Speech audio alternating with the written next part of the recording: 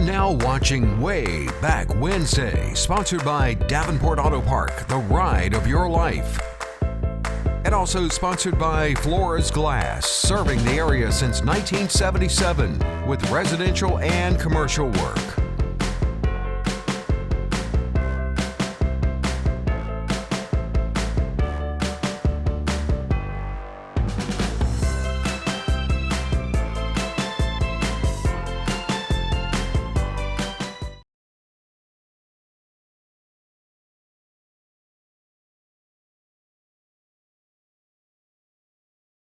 Friends, and welcome to another episode of Wayback Wednesday. I'm Randy Adcock. So glad you could be with us tonight.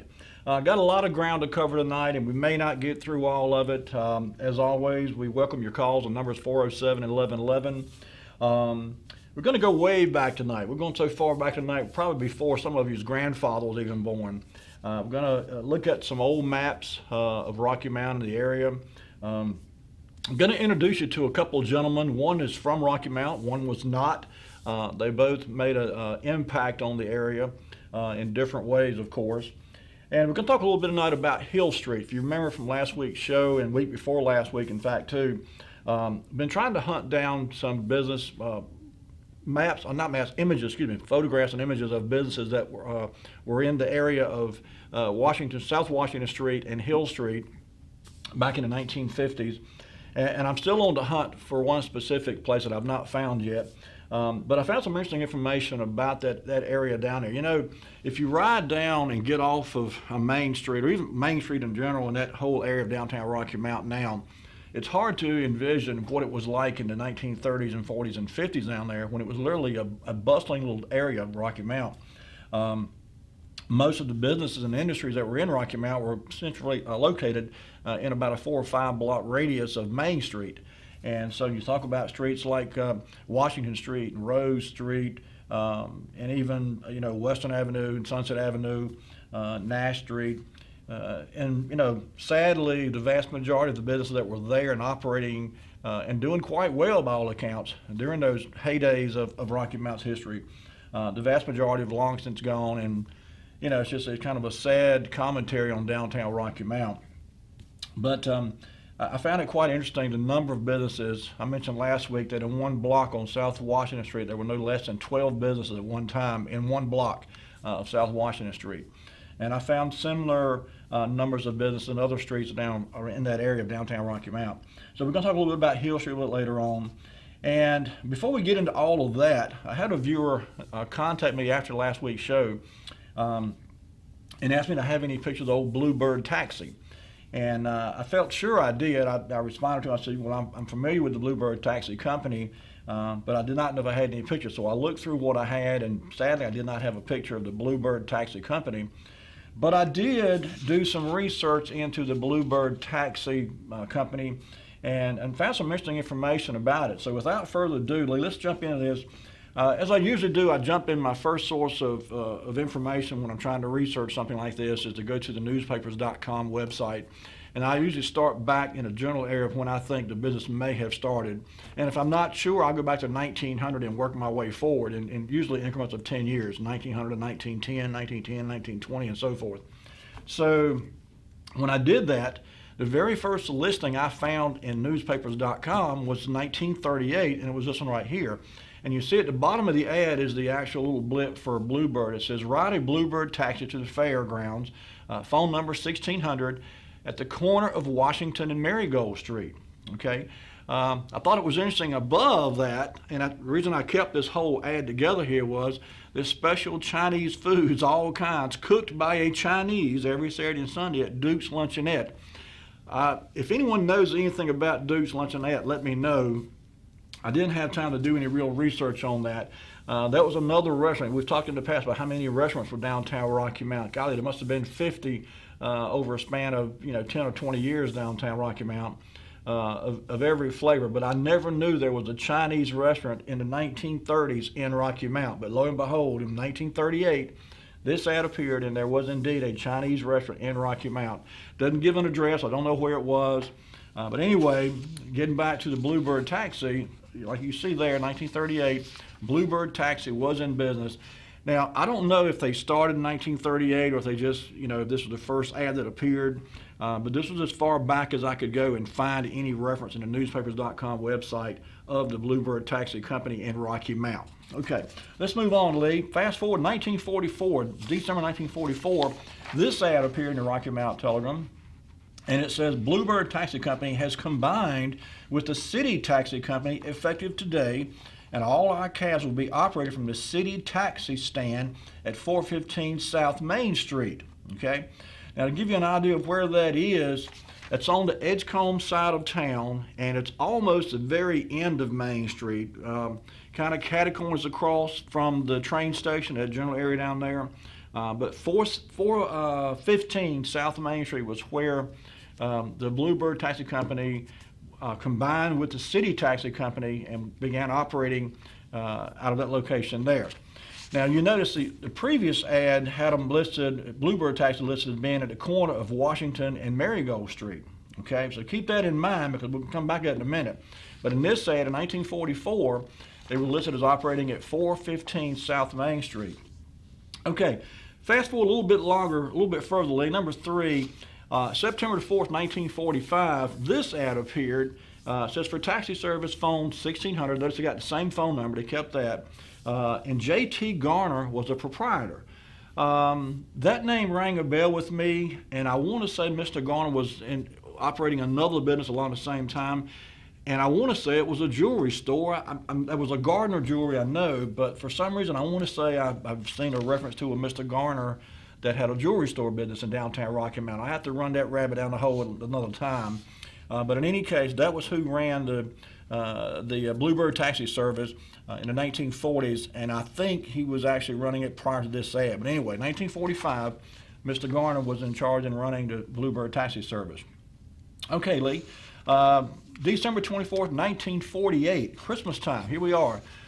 This ad appeared in the Rocky Mount Telegram, and it was just a season's greetings, if you will. It says, oh my goodness, I'm gonna put my buddy Holly's on to read this small print here. It says, no greater wish could be ones than this. May Christmas this year be the most glorious of your life, and that the new year may bring you health, good fortune, and great happiness. We very much appreciate the opportunity you have given us to serve you in the past, and even more do we appreciate you as a friend. May we deserve this friendship always. Bluebird Taxi and employees, 309 South Main Street. Now, I mentioned a minute ago, they were on the corner there originally of Marigold and Main Street. Then they merged with the City Cab Company and went a block, not two, but one block further south at 415. Now, 1948, they've come back to 309 South Main Street, where they would stay for quite a while, actually. Move on to number 5, if you would. 1949, January 24th, 1949. This ad appeared in the Rocky Mount Telegram. It says, to get where you're going quicker and in comfort, call 1600. We'll have a taxi in front of your house to take you any place. And you notice here, this is the first time I've seen this. It says, Bluebird Taxi Service Motorola two-way radio assures you quicker service. In the 1940s, radios were coming into big deal. They were in use, obviously, before that, but by 1949, taxi cabs started using them and for dispatching and so forth, and giving directions. All kind of information could be, transmitted back and forth between the dispatcher and the cab driver himself. So this is the first ad I saw where they were mentioning in reference to a radio. Got a call. Let's get this call. Hello, caller. You on the air? All right. Mr. J.T. Garner that had the Bluebird Taxi Cab stand, he had also a garage over there. The building is still standing. It's just north of the overpass. And he had a son named Jimmy Garner that finished high school with me in 1962. Okay, I knew I had heard his name with another business. I was thinking it was jewelry store, but you say he ran a garage. He ran a garage, and he also was the owner of the Bluebird Taxi Cab, and they had a taxi cab stand right next door to the Central Cafe, not the Central Cafe, but the City Lunch. They did indeed. In fact, I got a picture. We'll get to that in just a moment. But, yep, okay, buddy, thank you. Goodbye. Goodbye. Okay. So, like I said, this was in 1949, this ad here appears. So let's fast forward, Lee, all the way to 1973. This ad appeared in the Rocky Mount Telegram. And you see, we are, there we go. We are in need of a cab dispatcher and drivers, full-time and part-time, Bluebird Taxi, 309 South Main Street. So literally for better part of 30 years or more, they were down there at the location at 309 South Main Street. And in fact, I tried to find a picture of the cab company at that location. And I could not find one. I'll keep looking. But what I did find, interestingly enough, was these two pictures that Charlie Killebrew took in 1951. So Lee, if you would, put up item number 7. This picture was captioned, and there was 2 of them that Charlie Killebrew took, and it said, Bluebird Taxis at train or bus station. That's the way it was captioned, at train or bus station. Now, later years, I recognize this as being an old Greyhound bus terminal here. And if you look in the distance there to your left, off in the distance, that's the old train station in the very far background back there. Off to your far right is Dillon Supply Company. But this was, the bus station for a long, long time. In fact, they moved here, I think, over on Coastline, I believe was the name of the street. But anyway, this was a picture that Charlie Killebrew had taken. And then number 8, if you would, Lee, this was also the same year, 1951. Charlie took this picture. It's a different angle, same building. Looks like maybe the same cabs even. And you can see, of course, Dillon Supply in the background there again. One more thing, Lee, if you would, go back to that prior picture just for a second. I'm not certain that, can you zoom in on the far left-hand side of this picture, Lee? Zoom in where those white columns are.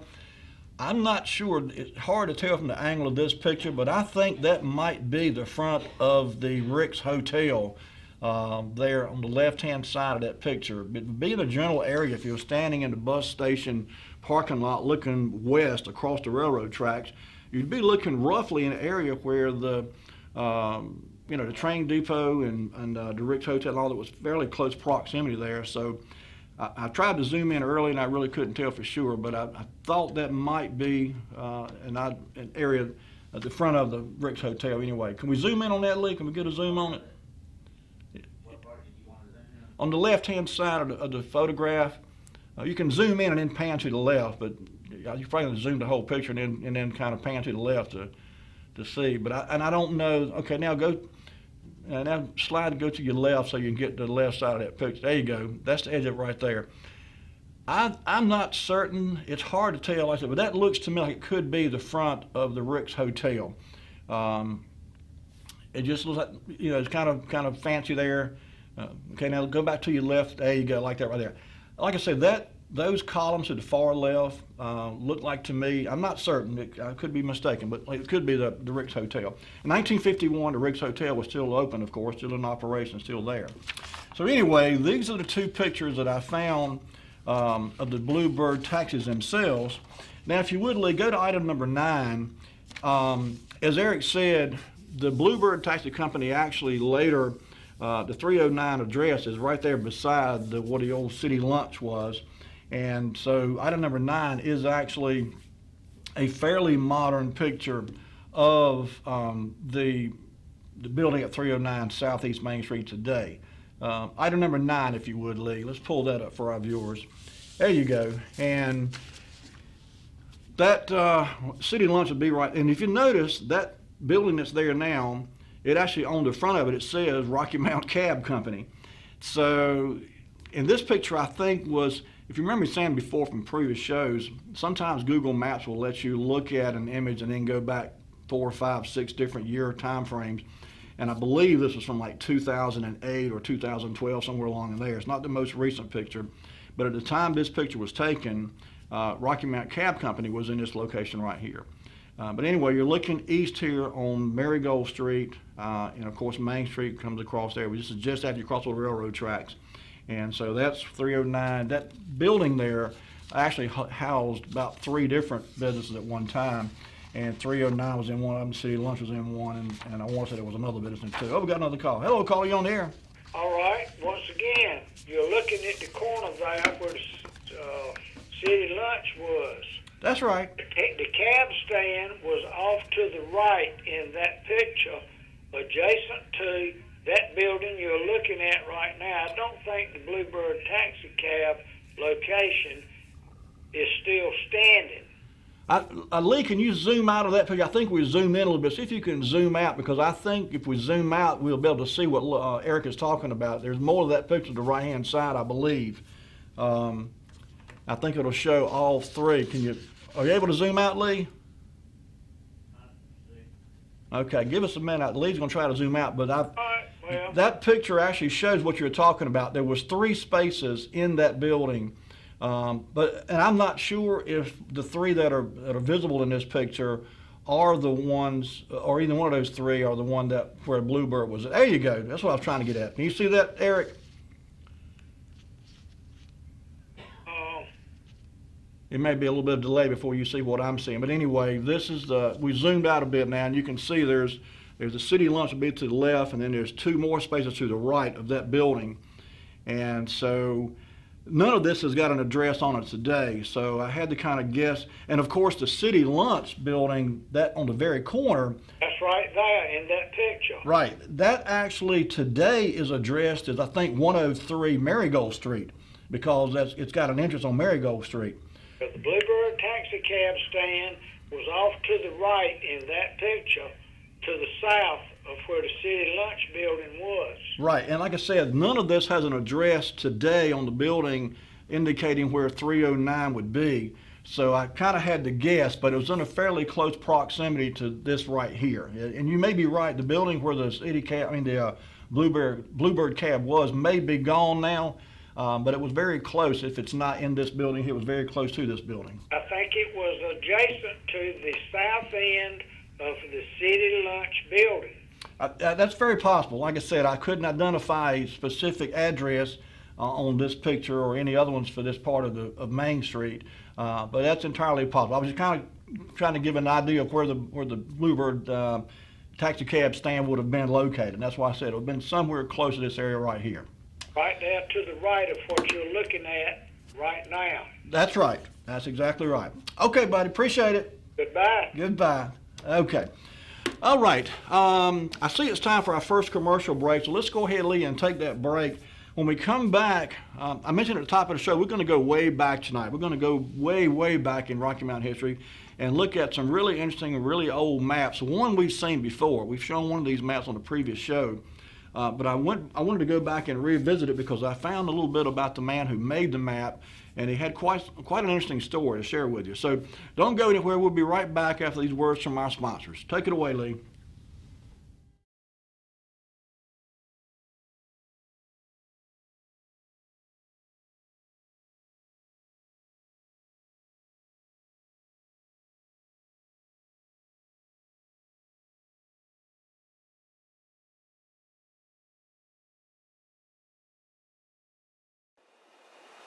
Today, having the right healthcare plan tailored to your specific needs is vital to your peace of mind. The question is not if you will need the coverage, but when. And when that time comes, you want to be prepared. With the rising cost of medication, medical procedures, and doctor visits, you should know which is the right insurance plan for you. From life insurance, affordable health care, to Medicare, there are a lot of insurance options available, and choosing a plan can be overwhelming. Having Gus Tullis as your insurance professional on your side will give you peace of mind, because you will know you are covered with the insurance that meets your needs. Hello, my name is Gus Tullis of Gus Tullis Insurance, and I've been helping people with their insurance needs for well over 20 years. Call me today. I'll answer any question you have. 252-937-6913. Looking forward to hearing from you. I'm Daniel Moss, owner of Cornerstone Funeral Home, and I'd like to invite you and your family to give our family an opportunity to serve you in your time of need. And we offer a full line of funeral services, everything from visitations to graveside services to cremations on site with a live crematory, as well as a banquet hall to meet the catering needs of our families that we serve. We offer catering service. We offer refreshments prior to visitations and services of our family. And we want to invite you to come and experience the difference here at Cornerstone Funeral Home.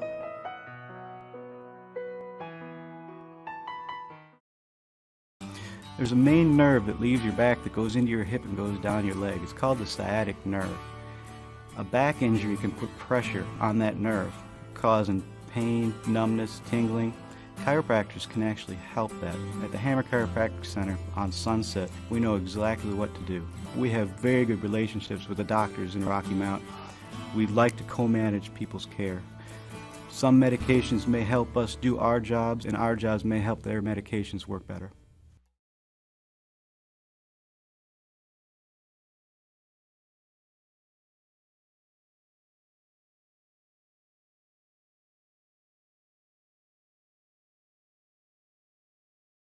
And we're back. We're back. You know, at the top of the show, I mentioned we were going to go way back in history and we'll look at some old maps. There's a map, if you go down to the Rocky Mount Public Library, when you go in the building, I believe it's on the right, maybe on the left. It's been a while since I've been down there, but there's a map on the wall, and it's bird's eye view is the way the map is identified, of Rocky Mount from 1907. We've shown the map before on the show here, a couple times in fact. But I stumbled across another map this week while I was looking for some other things, and it was so familiar to me, but yet it was different, and I kept looking at it, and so I went back to look at this original 1907 map, and lo and behold, there are two maps of Rocky Mount drawn by the same man, two different time frames and two different sections of Rocky Mount. There's a really neat story behind the second one. But first of all, Lee, let's jump on item number 10. This is the bird's eye view map of Rocky Mount, the one I mentioned that's currently hanging on the wall in the library, from 1907.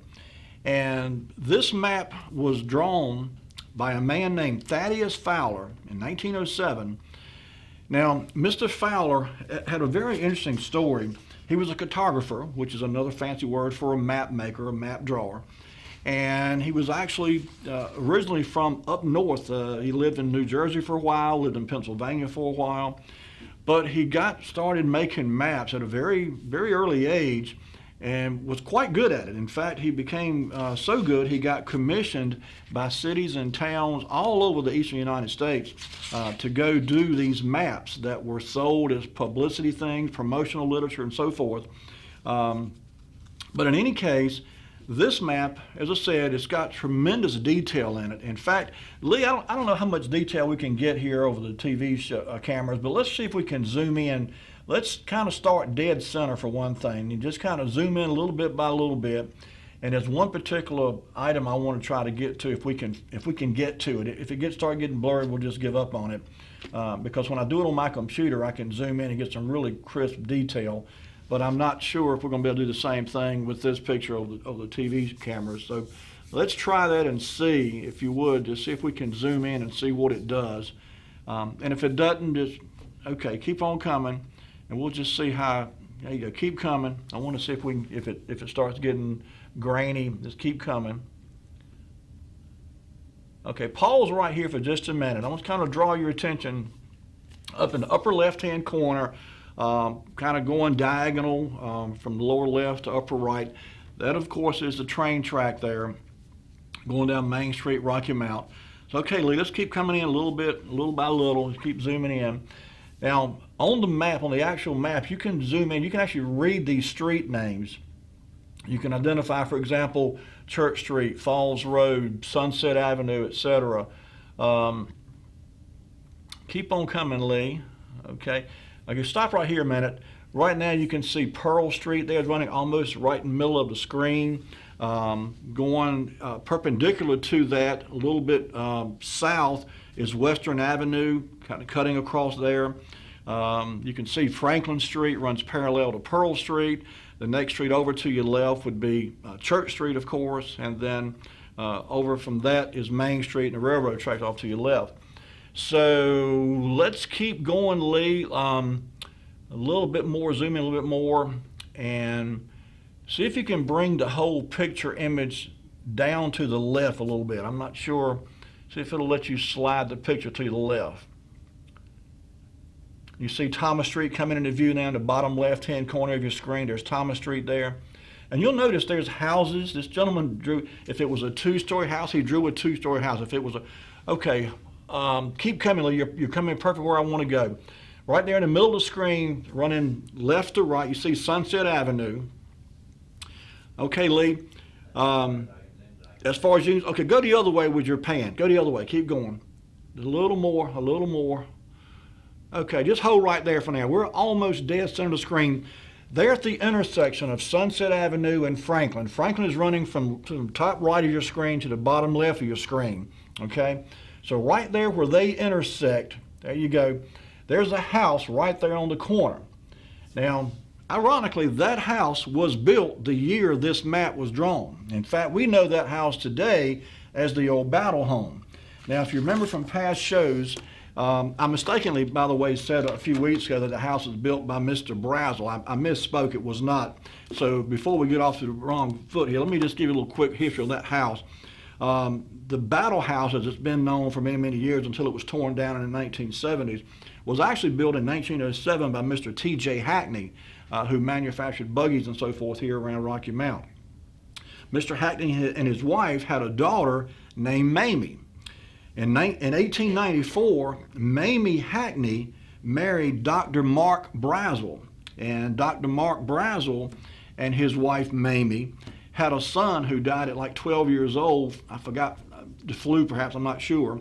And they named the public library. They donated the materials and so forth to build the library, and that's why that library is named the Thomas Hackney Brazel Memorial Library after their son. Now, in 1921, Dr. and Ms. Brazel's daughter, who was also named Mamie, married Hyman Llewellyn Battle, and that's how the home became known as the Battle Home. But what you're seeing there, just to the left of the intersection of Franklin Street and Sunset Avenue, is what was originally the T.J. Hackney home. In later years, it became known as the Battle Home. But on my computer, when I zoom in on this picture, I can tell, if you remember how that home was, it had that rounded front porch to the house, you can actually see that in this diagram. Now this is incredible. Keep in mind, this is 1907. I don't know how this is actually, a view as if you were flying over the city in an airplane or whatever. And I suppose it was possible he commissioned an airplane to get up there and do this. Could have been a hot air balloon for all I know. But again, he drew these structures almost to scale.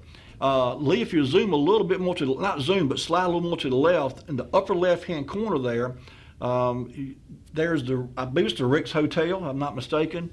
But in any case, there you go.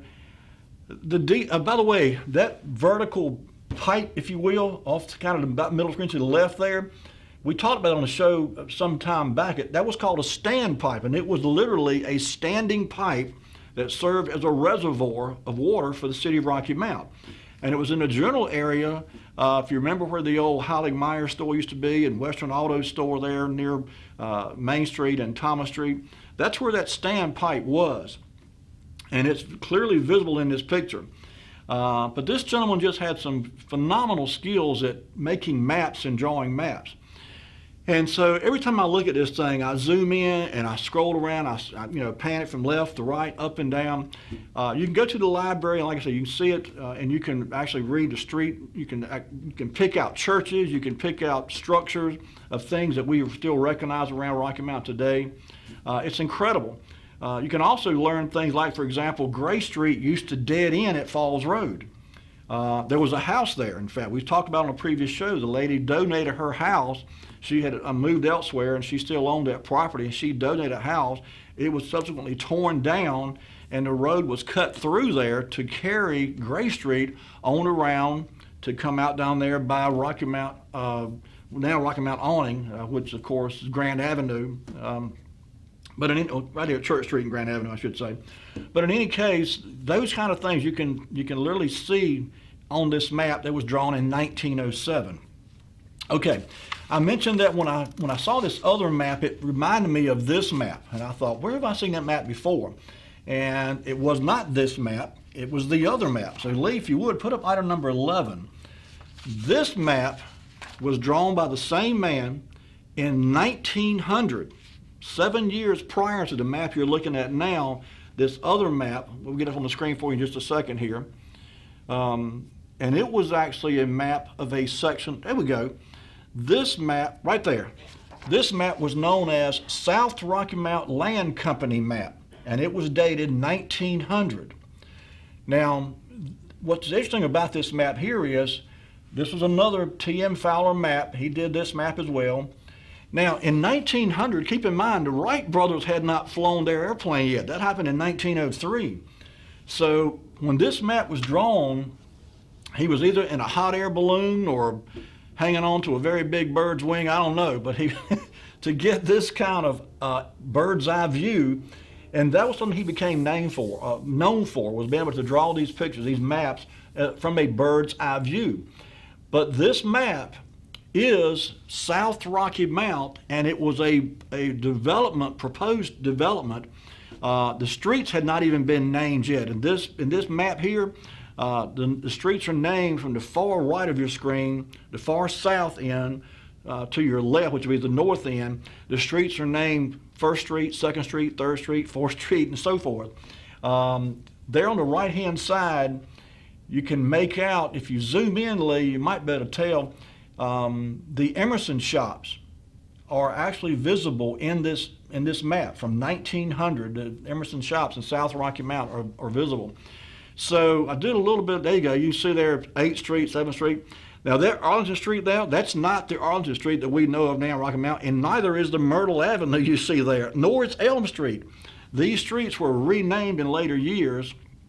And kind of drag the map to your left, Lee. And let's see if we can get to what would be the south end of this map. Can you just drag the whole map to the left? It may not, I don't know if we can do it or not. The other way, I'm sorry, go, there you go, keep going. Keep going, keep going. Keep going. I want to show the very south end of this picture, and you'll be able to make out the Emerson shops. Keep going. All right, now hold right there and see, can you drag it from top right to bottom left at an angle, diagonally. Does that make sense? I'm not sure if I'm giving you good instructions or not. If you start moving, I'll tell you either to keep going or go the other way. All right, hold right there. All right, now can you move the whole map diagonally from your right to your left? And come down as you're moving, come down. No, the other way, I'm sorry. Go the opposite way of where you're going now. The opposite way. There you go, keep going. And come down instead of up. Actually, it's okay. The point I want to get was, this gentleman made this map, just like he did the other Rocky Mountain map. And obviously he didn't have an airplane to fly. So how he managed to get this detail on these maps is incredible. But I want to move on because this wasn't his only work. He actually, and by the way, Mr. Fowler was in Rocky Mount on a couple different occasions. I think the latest was around 1922, but this map, as I said, was 1900. The other map was 1907. I tell you, Lee, go ahead. Let's go to item number 12 because this is Mr. Fowler here. This item number 12 is T.M. Fowler, Mr. Thaddeus Mortimer Fowler. There you go, right there. This is from 1922. I'm not sure where he was. This was just before his death. He died in 1922, so he was an elderly gentleman at this point. But he became quite famous as a cartographer or map maker and was commissioned, as I said earlier, to draw maps all over the country. Item number 13, if you would, Lee. In Bridgeton, New Jersey, for example, this article appeared in the Bridgeton Pioneer newspaper, October 29, 1885. And it says, bird's eye view of Bridgeton. Misters O.H. Bailey and T.M. Fowler, artists, have recently completed a bird's eye view of Bridgeton. The view is taken from the neighborhood of the Cumberland County Fairgrounds, West Bridgeton, looking northeast, but the picture was really sketched from street to street. It is a magnificent view, and when lithographed will be worthy of a place in every Bridgeton business, house, workshop, and parlor. All the prominent buildings, manufacturing establishments, educational institutions, and places of interest about town are noted in the picture, while the Cohansey River winds through the scene like a silver thread. So Like I said, 1885, this is well before any flying aircraft was around, motorized aircraft, I should say. There may have been a balloon. It could have been a balloon, I'm not sure. But he was making these maps literally in the 1880s with such detail that they were becoming prized possessions by people who had a chance to acquire one of them. Number 14, if you would, Lee. Scranton, Pennsylvania, November 24th, 1891. This article appeared, a little short blip in the paper there. It said, Mr. T.M. Fowler of Morrisville, New Jersey, has been canvassing for and is now delivering very fine lithographed copies of the views that he sketched of our town sometime since. They are very well executed. So, as I said, these became works of art. They became highly desirable. And he got a reputation of being the man. If you want to have a map drawn of your city or your town, he would come in, he would do the map, and then it would be made available to the public. They could purchase it to hang on the wall of their home, their business, whatever. Let's go ahead and leave number 15, September 28th, 1894. In Chambersville, Pennsylvania. This article appeared. Again, caption says, the headline reads, A Bird's Eye View of Chambersburg. T.M. Fowler and James B. Moyer are the publishers of A Bird's Eye View of Chambersburg, just prepared, and are soliciting orders from the original drawing of the same. The view will be lithographed 20 by 34 inches and will make a handsome representation of our town, showing every residence in town, the different streets, and the surrounding country, with the North Mountain as a background. This bird's eye view was not taken from elevation, but by a walk through every street and alley, every building being sketched. This is very valuable work, one that should be possessed by every resident, and is sold at a low rate of $2 per copy. Now, in 1894, that was a lot of money. $2 was hard to come by for most people. And so Mr. Moyers at the National Hotel should be notified, as he will send the order to the lithographers the latter part of next week. This is the first reference I've seen. I kind of glanced over this earlier, but I didn't really read it in detail till just then. So it says, it was not taken from elevation, but literally by walking through every street and every alley, sketching every building, every home, everything. This is incredible work, to think that he had that kind of cognizance to look at a building and portray that building or that home as if it were being seen from elevation. That's incredible. As I mentioned, he drew maps all over the country. Number 16, if you would, Lee. This is from 1908, the very next year after he did the one of Rocky Mount that was on the public library wall right now. 1908, Mr. Fowler came back down this way and went over to Wilson, and he did a map of Wilson. Number 16, if you would, Lee. And this is the map that he did, and it's got the same detail, same clarity. You can zoom in on this thing. There you go. And this, again, is referred to as a bird's eye view of Wilson. And it just blows my mind that this man had the wherewithal to do these maps and do it all from a ground level, and yet portray this view as if he were several hundred feet up in the air looking down over the city. It's incredible. It really is. Okay, Lee, bring it back to me. It's time for our next commercial break. When we come back from the break, we're going to talk about a couple of gentlemen. One in particular, I should say. That was just one there, Mr. Fowler, the cartographer. But there was another gentleman that I stumbled across by purely accident, that had a very interesting story, too, about Rocky Mount. And so when we come back from the break, we'll talk about him. We'll take your calls. Don't go anywhere. We'll be right back with more Wayback Wednesday.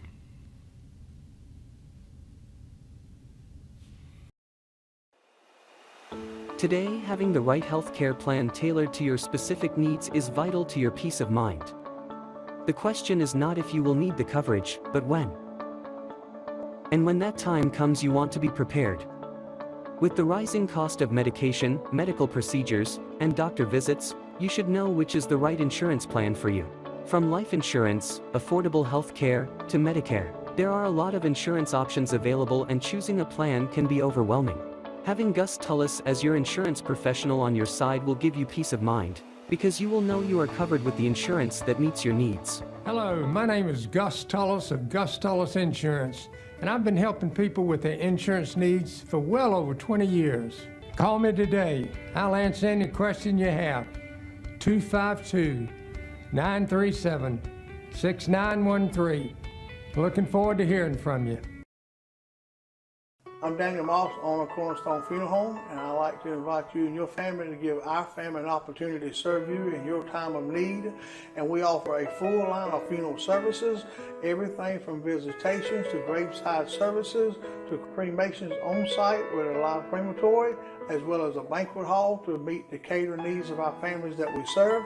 We offer catering service, we offer refreshments prior to visitations and services of our family, and we want to invite you to come and experience the difference here at Cornerstone Funeral Home.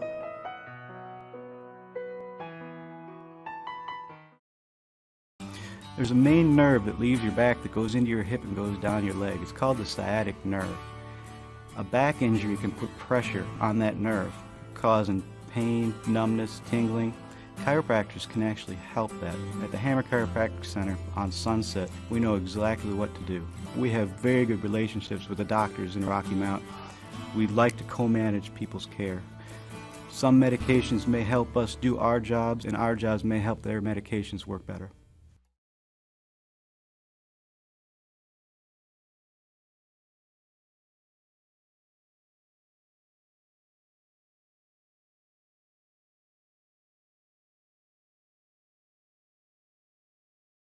And we are back. We are back. Looking at these old maps, it's interesting to me on a couple levels. Number one, just to see how much Rocky Mount has changed over the years. And you learn so much too about, as I said earlier, where streets used to dead end and were eventually carried on through. Spring Street comes to mind, All Falls Road. My grandparents, you've heard me say, lived on Spring Street, and I never knew that street used to go. It was a dead end when they lived on it, dead end one block off of Falls Road. But Spring Street used to go all the way down to, guess what, the spring down by Bob Melton's Barbecue. And I learned that little bit of information by looking at an old Rocky Mount map from, golly, I think it was the late 1800s, early 1900s maybe. And at some point, they, of course, blocked that off as Columbia Avenue came down there, and Spring Street dead ended there. But the point is that there's just a lot of information you can glean from looking at these old maps. And the people who took the time to create those old maps really deserve a hand, because without the technology that we have today, to be able to create that kind of detail and that kind of accuracy is just phenomenal. It just blows my mind. Okay, while I was researching this week's show, I stumbled across a man that I had never heard of before. By the name of Sam Mallison. If you've never heard of Sam Mallison, he was born in Rocky Mount, lived here for a while, moved away, made a name for himself on multiple levels, became very successful, I should add, and actually contributed, even after he left Rocky Mount, he contributed to Rocky Mount in various means, in various ways, but one way in particular was a newspaper column here in the Rocky Mount Telegram. We've talked about before a column that appeared many years ago called an old report, I'm thinking an old reporter's notes or something like that, about an old reporter. And come to find out, Sam Mallison was one of 3 authors who authored that column. Josh Horn, the old newspaper owner who owned the Rocky Mount Telegram at one time, was one of the authors of that an old reporter's column. And then Sam Mallison had it for a while, and I forgot the third one. But in any case, so when I stumbled across Sam Mallison, and I got to do a little bit of research about him, it was an interesting story. So Lee, let's jump right into this. Number 17, if you would. October 28th, 1956. This article appeared in the Rocky Mount Telegram with a picture of Mrs. Sam Mallison. And there you go. And I'm not going to read this whole thing. It's kind of a long article, obviously. But it says here, Sam Mallison, Rocky Mount's own Horatio Alger. I had to do a little research on Horatio Alger. Come to find out he was an author himself from the early 1800s who wrote books, multiple books, about young fellows who come from very meager backgrounds, poor if you will, and made a name for themselves, became quite successful in later years. And that was exactly what Sam Mallison did. He came from very meager beginnings here in Edgecombe County, just outside of Rocky Mount, North Carolina, and went on to do great things and become quite successful as an author, as a newspaper man. I'm just going to read a little bit of this here. It says, in the executive suites of the Benham Trees building in the heart of downtown Pittsburgh, a busty man sometimes finds relaxation by looking out over the towers of his adopted city and reminiscing about his boyhood days in Rocky Mount in eastern North Carolina.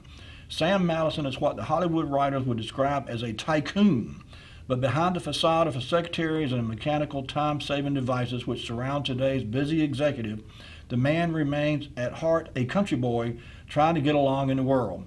Indeed, one of the refreshing aspects of his polished personality is a reservoir of country charm and quick humor which often shine through, native qualities which seem to have been left over from his Rocky Mount youth.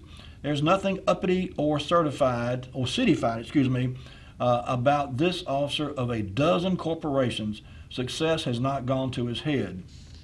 And it's a really nice article. It goes into some detail about his accomplishments. But I thought, well, I'd never heard of this guy, and the fact that he was born in Rocky Mount and got his start here and left the area and became quite successful. As I said, he was on the board of directors of several major corporations. He owned several companies. He was involved with a lot of different organizations throughout his career. But again, he had his beginnings right here in Edgecombe County in Rocky Mount, North Carolina. Number 18, if you would, Lee. He was actually a member of the graduating class of 1909 of Rocky Mount High School. And this is a picture of the graduating class of 1909 of Rocky Mount High School. In the bottom left-hand corner of your screen, that little, I hate to say the word scrawny, but look, a little scrawny guy in this picture. That is Sam Madison. And like I said, he left here sometime after high school, went all the way to Pittsburgh, Pennsylvania, and really became quite successful as an author. He wrote several books. He, as I said, headed up several corporations. One of his books was called Citaspell, number 18. This book he published in 1961, and this is an article. And again, it was kind of neat because Josh Horn and the people around Rocky Mount who knew Sam Madison made a point of keeping up with him, even though he was hundreds of miles away from Rocky Mount. Just because he was a homeboy, if you would, or homebody, or someone from the area. Let's put it that way.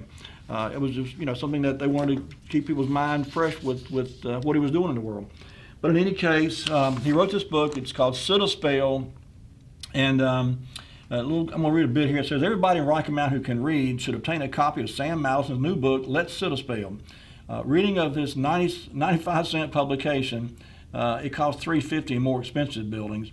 Or binding, should be a must for Rocky Mount citizens, not only as a tribute to Sam Madison. Oh, we got a call. Let's get this call. Hello, caller. You're on the air. Well, it would be very interesting to learn where if this man came out of a high school in Rocky Mount, North Carolina in 1909. The building over there on Cokie Road was not ever built until 1912 or 1914. Where would the high school in Rocky Mount have been prior to 1912? That's a good question. I don't know. It doesn't mention, I'll see what I can find out, but he was a member of the Rocky Mount High School graduating class of 1909. That's a great point. I'll see what I can find out. Maybe by next week's show I'll have an answer for you. Interesting. Okay. I'll see what I can find out. All right. Bye-bye. So anyway, this book, Citaspell, is kind of just a good-humored story about times when men, as they often do, will sit around a room and chew the fat, to use an old saying, talk about things in the world and kind of solve the world's problems. But he wrote a book called Citaspell, and it was just about that kind of topic where men would sit around and just jaw jack and just friendly conversation. Moving on, Lee, number, what was that? That was 18, 19? Okay. Number 20 then. He actually, as I said, this is 1962 here. Author Sam Madison stands a spell with members of the Charleston Club. He would hobnob with the rich and famous all over the world, certainly all over the country. But, the city of Rocky Mount newspaper business, I should say, not the city, but the newspaper business in Rocky Mount, the Telegram particularly, kept up with him and would periodically place these articles in the Telegram so the local citizens could keep up with their hometown boy and what he was doing all over the world. Number 21, Lee. This is what kind of tied it all together for me. The name of the column is I'm Thinking by an Old Reporter. And actually, as I said, Josh Horn back in the 1930s, I'm guessing, started this column. And we've shared a couple bits of information, storylines from this column over the years on the show. But this is from 1966, and it's just he was admittedly a conservative, I guess you'd call it Republican today, and put in some good-natured political jabs, if you will, at his opponents politically, all in good fun. I don't think there was anything particularly nasty about it. But he starts off in this column, for example, it says, how come all right-wingers are put in the extremist class while left-wingers of all degrees are designated as moderates? And he goes on to poke fun.